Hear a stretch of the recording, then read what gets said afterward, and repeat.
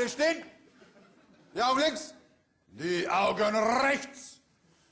Und die Augen geradeaus in die Laterna Magica. Und rühren.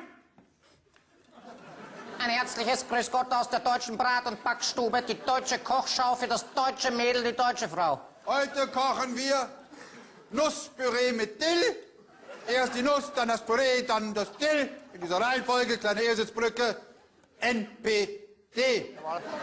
Dazu brauchen wir eine Nuss. Oh, eine gute Nuss ist das, eine gute Nuss, eine Gudenus. Ja, Eine Gudenus. diese Nuss müssen wir rommeln. Jawohl. Am besten mit einem Sieb.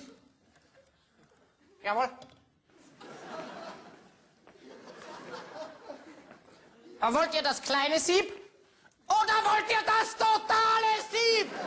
Ich will das totale Sieb. Jawohl, mein Grökotz. Grökatz. Grökatz, größter Koch aller Zeiten, Verzeihung.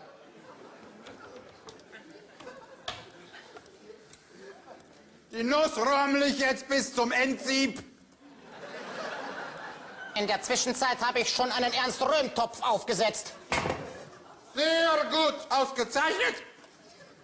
Mein Adjutant rührt jetzt das Püree. Ich möchte sagen, bei ihm ist das Rührer Hauptquartier. Jawohl, mein Rührer. Sie sind doch der Rührer.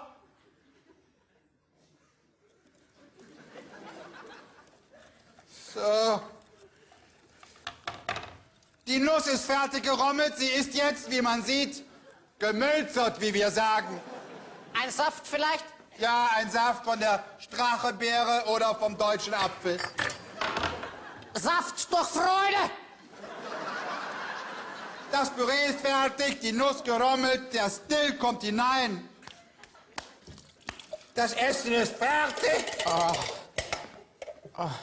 Das Besteck, die Löffel, die Messer.